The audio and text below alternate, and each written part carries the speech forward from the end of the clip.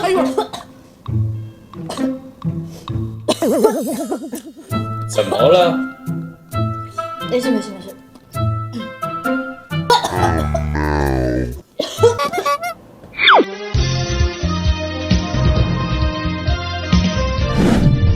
春季早晚温差大，局部地区过于干燥，或者是柳絮花粉的问题，又或是长期吸烟的人群，这个季节就是慢性咽炎、慢性支气管炎或是过敏性支气管炎高发的季节。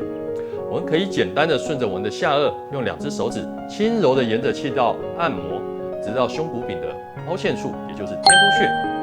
平常要注意少吸烟，不吃过冰、过热或辛辣刺激的食物。平常可以拿点桔梗泡水喝，也是不错的保养方法。谢谢二舅，我这就试试。